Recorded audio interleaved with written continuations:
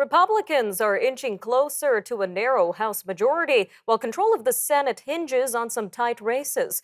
Investors are keeping their eyes on this close election, as control of Congress is likely to impact the markets. The midterm election defied expectations of sweeping conservative victories, which were driven by frustration over inflation and President Joe Biden's leadership. In the House, Republicans are less than a dozen seats away from the 218 needed to take control.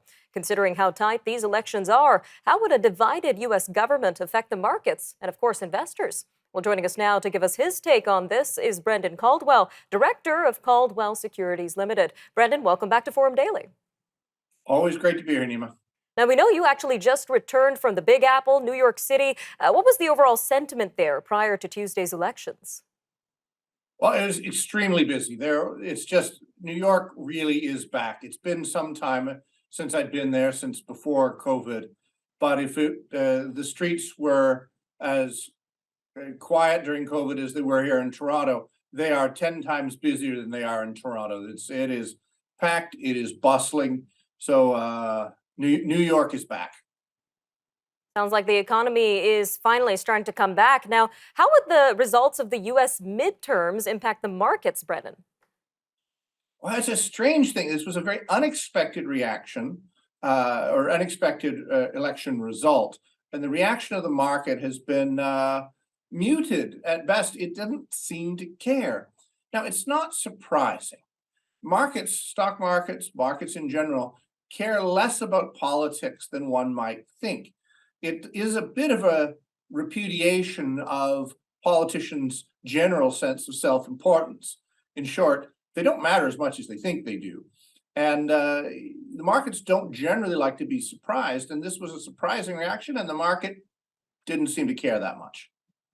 Now, that's really interesting to learn. Now, if we're looking at the polling, it seems we're getting closer and closer to a divided government in the U.S. So is that better or worse for the U.S. economy, Brendan? Probably better.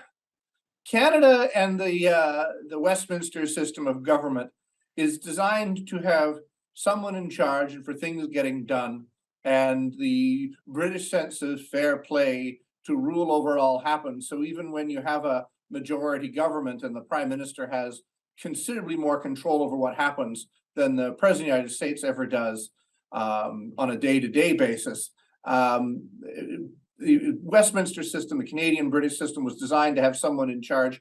The American system is far more designed to have this constructive chaos, to have nobody really in charge, because I think from the outset, the founding fathers had an innate distrust of government, and so would rather it do little and less.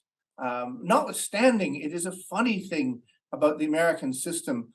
We in Canada are never looking for the next prime minister to lead us out of the wilderness, whereas they always seem to be searching for the next Lincoln or the next Washington in the United States, and are always disappointed when he never quite turns up.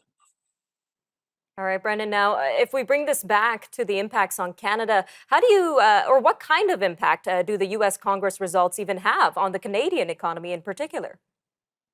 That's a tough one, Nima, because really, where it's most important is for our prime minister and their president to be on good working terms. Because different than in Canada, where the members of parliament are sort of responsible to their constituents, but not really. Their ability to get elected or re-elected depends far more on the strength of the party and the leader than it does on the loyalty of their constituents. We don't have this concept of primaries. If you are going to be an MP, it's because or a federal candidate, it's because the prime minister says you will. Whereas in the US, the Congress, the senators the congressmen in particular, representatives in Congress are far more beholden to their constituents. So long-winded way of saying they don't care what happens in Canada. They don't care about Canada at all. We're having a strong relationship with the president, like, say, Reagan and Mulroney had, like Clinton and Chrétien had.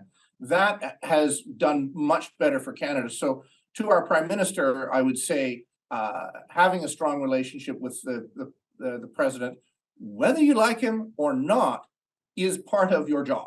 You need to do this so that your country can benefit, because the president, while he has no direct power, has a tremendous amount of moral sway.